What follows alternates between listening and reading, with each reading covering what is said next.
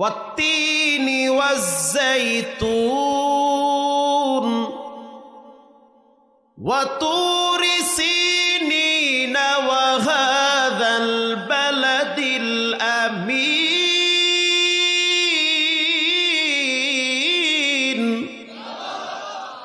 আল্লাহ রাব্বুল আলামিন বলেন, তিন ফলের কসম।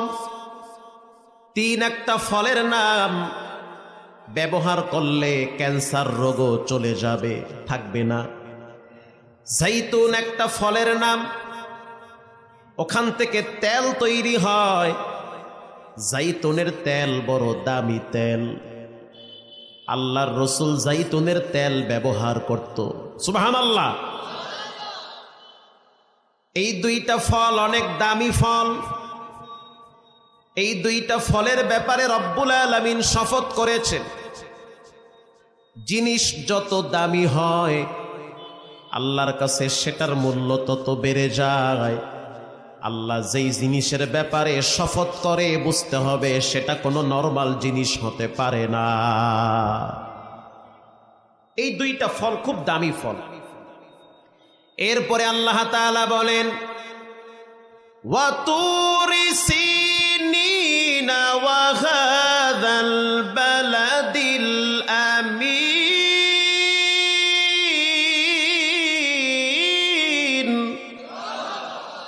গর্ব সূরা আদমি ইনসাবুদে আহমদ বু জাহালো হামনে কে সাবুদে।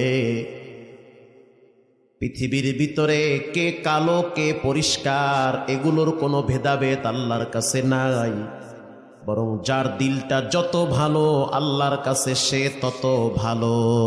সুবহানাল্লাহ, সে তত ভালো। আল্লাহ তাআলা বলেন, তুর পাহাড়ের কসম। তুর একটা পাহাড়ের নাম, সিনাই তুর। যেই পাহাড়ে দাঁড়াইয়া একজন নবী বিনা পর্দায় কথা বলেছেন তিনি হলো পয়গম্বর মুসা আলাইহিস সালাম। আল্লাহর সাথে কথা বলতে বলতে একটা ভাব তৈরি হয়ে গেছে। এবার বলে, রব্বি আরনি, আয় আমার রব তোমার একটু দেখতে মনে চায়। কথা বললে মায়া বাড়ে কি বাড়ে না? ভালোবাসা বাড়ে। আড়াল থেকে কথা বলো, এত সুন্দর কথা, একটু আমারে দেখা দাও। আল্লাহ রাব্বুল আলামিন বলেন, লাং তারানি, মুসা তোমার চর্ম চোখ দিয়ে আমি আল্লাহরে দেখতে পারবা না। মুসা নবী কি ঠান্ডা নবী না গরম নবী? নরমাল গরম না বেশি গরম? বেশি গরম। মুসা আলাইহিস সালাম বললেন, যা আমি দেখবই দেখব। আল্লাহ রাব্বুল আলামিন বললেন, মুসা তাহলে একটু তুর পাহাড়ের দিকে তাকাও। মারহাবা, পাহাড়টার দিকে তাকাও। ফালাম্মা তাজাল্লা রব্বুহু জাআলা দাক্কা, একটু তাকাও পাহাড়ের দিকে। যদি পাহাড়ের দিকে তাকাও তো আমার একটা নূর তুমি দেখতে পাবে। ৭০,০০০ নূরের পর্দা ভেদ করে আল্লাহ পাকের একটু নূর পাহাড়ে আল্লাহ ছেড়ে দিয়েছে। মুসা আলাইহিস সালাম তাকাবার সাথে সাথে বেহুশ হয়ে গেছে। পুরা পাহাড়ে আগুন ধরে গেছে। আল্লাহু আকবার। সেই পাহাড়ের সুরমা দিয়া মানুষ চোখে লাগায়। আল্লাহর হাবিব সুরমা ব্যবহার করত। কেউ যদি সুরমা ব্যবহার করে তার চোখের পাওয়ার নষ্ট হবে না। কেউ যদি সুরমা ব্যবহার করে তার ব্রেন ঠান্ডা থাকবে। এখন তো বাংলাদেশে অরিজিনাল সুরমা পাওয়া যায় না। ওই দেশের সুরমা বাংলাদেশে আসতে আসতে অর্ধেক ২ নম্বর হয়ে যায়।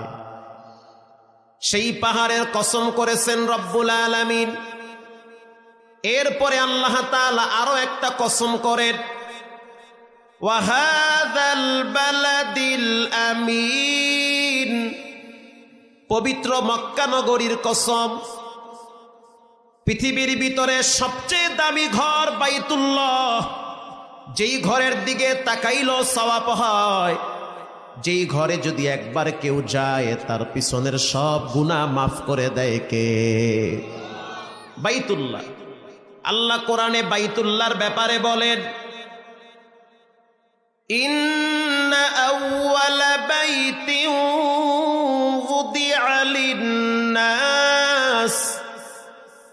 লাল্লাযী বিবাক্কাতা মুবারাকান ওয়া